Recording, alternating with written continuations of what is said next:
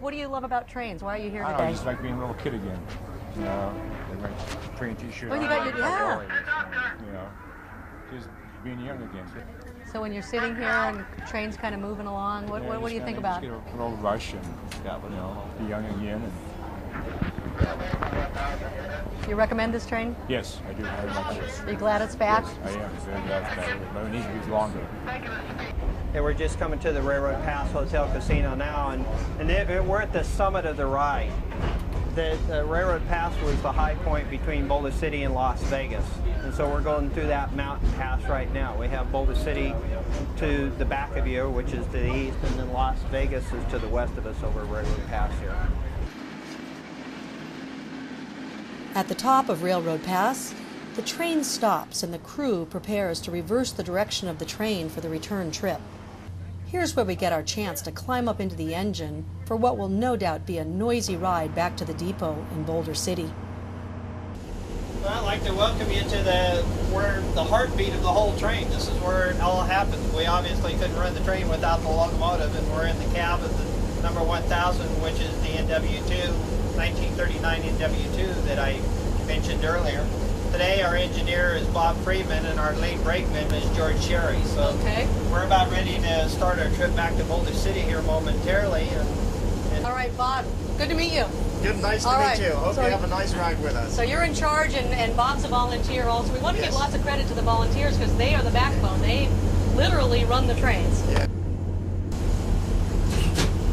Okay, now I'm going to blow the horn, so cover your ears.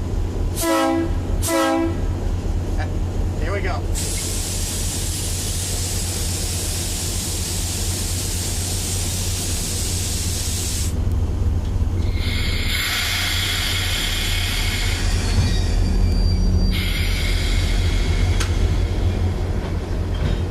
We're going to be coming down into the cut, and we're going to be coming then out and around and up the straightaway and back into Boulder City.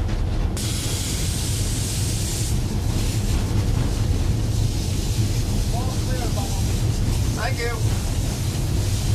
Did you used to run a train, or? No, I used to be an systems engineer for missile systems for the Navy. I work for British Aerospace. Well, now this, for a lot of guys, this would be a dream come true, right? This is a dream come true. You got a twinkle in your eye. I think it really is a dream come true. Well, you know, we like to do this. This is why we volunteer. Well, do you think you could reach burnout? I mean, could you run a train every day? And you'd probably be burned out eventually. Probably eventually, but right now it's a lot of fun. I can tell it would take a while to burn him out. When I was a kid, I liked to watch trains. That's all I did. So when I got the opportunity, I just said, hey, let's do it.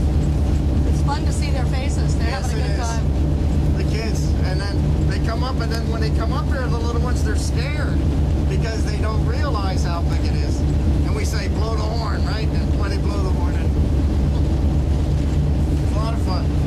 It's a lot of fun for the kids and the parents. For kids, it's a big thing. You know, they all see Thomas the Tank, and they don't know the relative sizes in that. And when they come here and they see this and they hear it, and everything's making noise, it's really an experience for them. Well, what do you like best besides obviously driving it? You like driving it, but what do you like? I also do all the electrical engineering work on it. I take care of the electrical, replace the relays, put in all the governors, and do all the wiring when we find it. So we all can do a little bit of something, and we all together work, and it just works out fine. Oh, good. So for anyone who's feeling envious, you also have to do some of the grunt work. Oh, absolutely. A lot of the grunt work. Absolutely. I got to ask you a question then about stopping this train, because you always hear about how trains can't stop. That's why they hit people, right? Right. Is this train real heavy? Can you stop it? It's very heavy. It takes a lot of air pressure to stop it. I have the car brakes here, and this is what I use. We don't go faster than about 20 miles an hour as a maximum speed, so it's fairly easy to stop. These are not loaded cars. If they were loaded, they would be a lot heavier.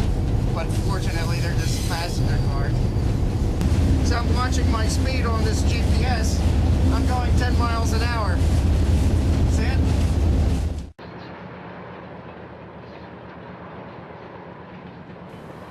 Bob Nyland, curator of history with the Nevada State Museum, offers us a glimpse into the dynamic relationship between this historic branch line and the construction of Hoover Dam back in the 1930s. When we really talk about this site where we're at with the facility here, we have to start with in September of 1930 when the initial, this is actually at the spike ceremony where the Secretary of Interior, Wilbur, was driving a silver spike. And of course it was the first step in building this gigantic project of building Hoover Dam. And then I have another shot that shows the track lane. The line was ready by 1931. And of course it was critical to have the line ready because materials had to be brought in and of course the equipment for this major undertaking. Of course they had to put coffer dams in there and divert through diversion tunnels the water around, and then they excavated the site to make sure that they had bedrock.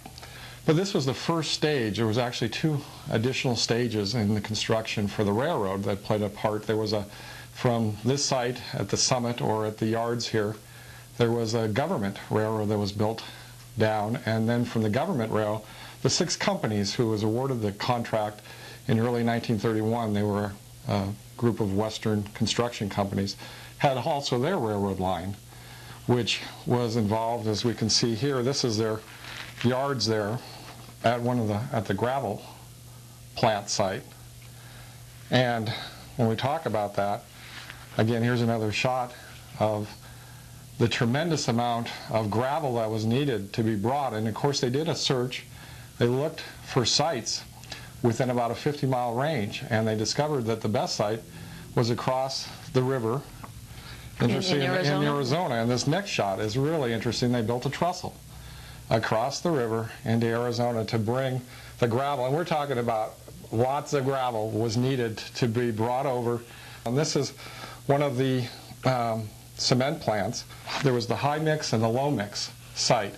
And of course, that's where the gravel was brought back first to the plant to be sorted, and then it was brought on to the different mixing plants. And from then, when they mixed it, then they would make the concrete that was needed.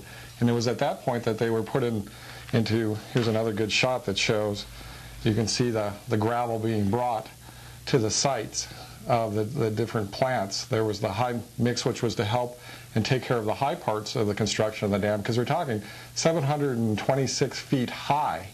And of course the low mix was down right on the river base there to provide for the low mix to take care of all the concrete that would be needed. And of course these were, once the concrete was mixed and made, then it was poured into huge, these containers that were 8 feet high and 6 feet wide, that were for the cubic yards that went into constantly being moved to the dam site. Once they started pouring the concrete in the dam, it was something that once they started, it had to go around the clock, and they did not stop until they were completely done. So to make sure that they had everything that they needed during the construction, all the cement that was required to mix the concrete had to be here. They couldn't take a chance that there would be some natural disaster or natural emergency that prevented the cement coming in. So they had to make sure that all the cement was stockpiled in Boulder City and the construction sites at the dam to make sure that they had everything that they needed in terms to be able to mix that concrete once they started pouring. So time was of the essence. Well, let's let people know that if they want to know more about the history of it, there's the Boulder Dam Hotel. Boulder Dam has a Museum, right? Museum in the with a hotel, museum. right? Wonderful museum.